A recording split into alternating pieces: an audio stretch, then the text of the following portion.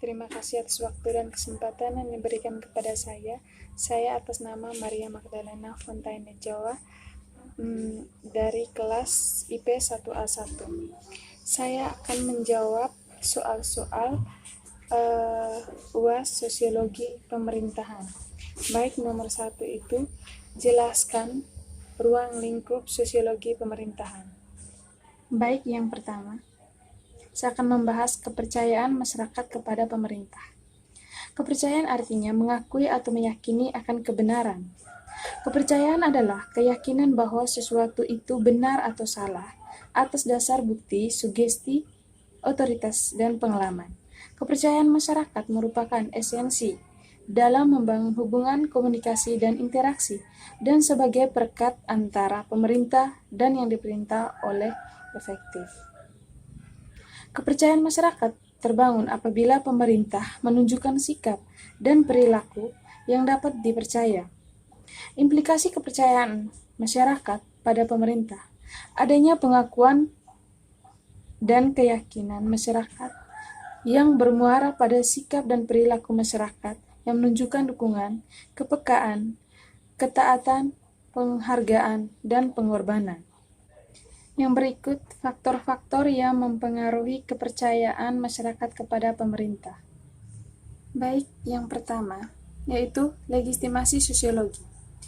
Bahwa kepercayaan publik dipengaruhi oleh adanya keyakinan masyarakat terhadap pejabat penguasa berdasarkan legitimasi tradisional, karismatik, dan rasional legal. Yang kedua, legalitas. Kepercayaan publik dipengaruhi oleh adanya keyakinan bahwa keberadaan suatu pemerintah atau perilaku pejabat pemerintah berdasarkan hukum atau peraturan yang berlaku. Terus yang ketiga, legitimasi etis. Kepercayaan publik dipengaruhi oleh adanya keyakinan masyarakat bahwa pemerintah atau penguasa telah bertindak menurut norma-norma moral. Baik, yang berikut partisipasi masyarakat. Partisipasi berarti peran serta seseorang atau sekelompok masyarakat dalam proses pembangunan, baik dalam bentuk pernyataan maupun dalam bentuk kegiatan dengan memberikan masukan sebuah pikiran, tenaga, waktu, keahlian, modal, dan materi, serta ikut memanfaatkan dan menikmati hasil-hasil pembangunan.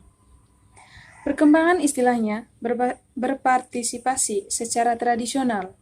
Partisipasi lebih dilihat sebagai proses administrasi dan politik. Pada tahun 1950-an, partisipasi dikaitkan dengan bagaimana mengontrol besar dan jenis partisipasi. Terus pada tahun 1970-an, partisipasi bergeser bukan sebagai proses penguat politik tetapi lebih dilihat sebagai alternatif bagi gerakan-gerakan revolusioner dan pemberontakan petani. Poin yang berikut, pemberdayaan masyarakat.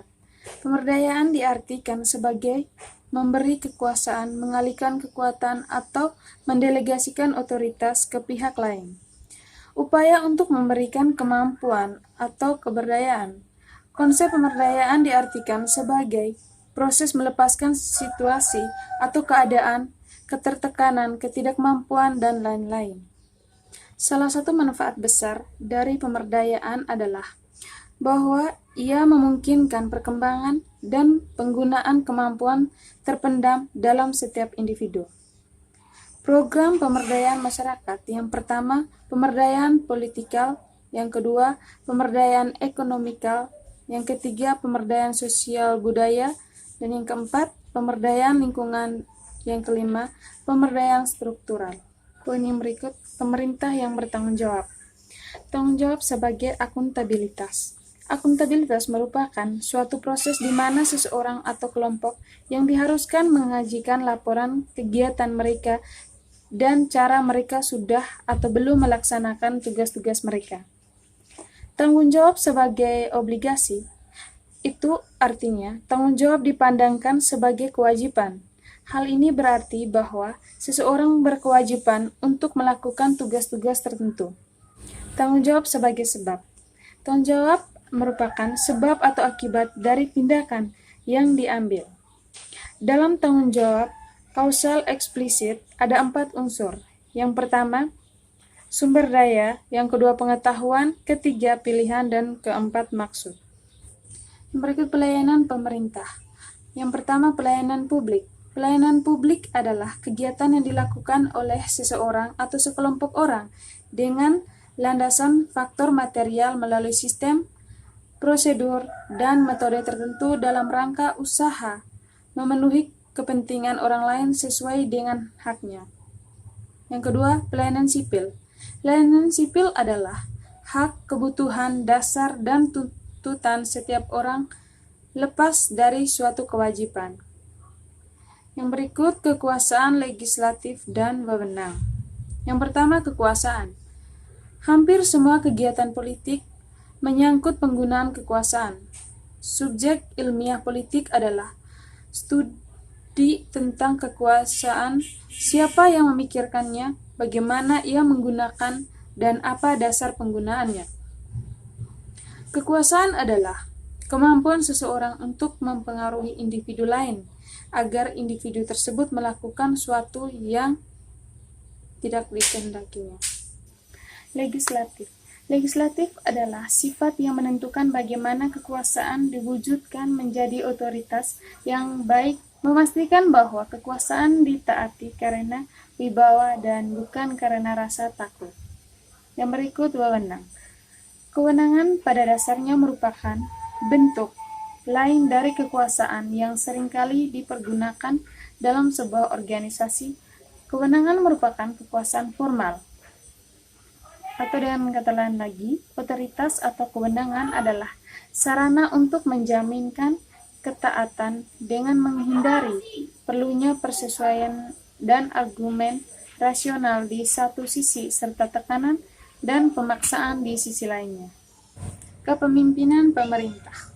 Kepemimpinan pemerintah adalah terapan teori kepemimpinan di dalam bidang pemerintahan. Kepemimpinan pemerintah menunjukkan batasan antara gejala pimpinan dengan gejala pemerintahan. Pemerintah adalah proses penyediaan jasa publik dan layanan sipil kepada setiap orang tepat pada saat yang diperlukan.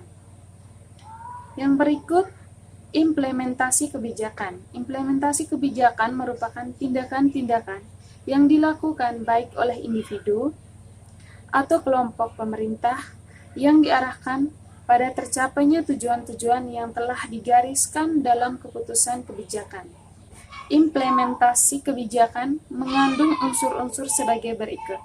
Yang pertama, proses, yaitu rangkaian aktivitas atau aksi nyata yang dilakukan untuk mewujudkan sasaran atau tujuan yang telah ditetapkan.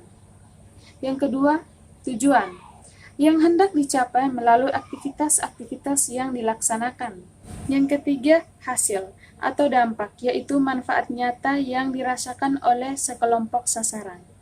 Yang kedua, sebut dan jelaskan 5 dimensi komunikasi pemerintahan. Yang pertama, komunikator.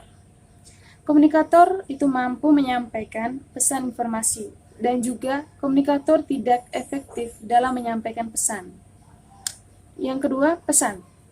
Kebenaran, kejelasan pesan, intensitas gangguan dalam menyampaikan informasi. Yang ketiga, saluran adalah penggunaan sarana atau media komunikasi mampu mengatasi gangguan pesan. Yang keempat, komunikan. Kemampuan menerima pesan dari komunikator dan juga kemampuan mengerti sarana atau prasarana menyampaikan pesan. Yang kelima, efek komunikasi. Tingkat ketertarikan atas informasi yang disampaikan oleh komunikator. Terus yang ketiga, jelaskan apa yang dimaksud dengan layanan publik dan layanan sipil. Sertakan dengan contohnya. Baik, yang pertama, layanan publik. Layanan publik ialah segala bentuk pelayanan jasa baik dalam bentuk barang publik maupun jasa publik.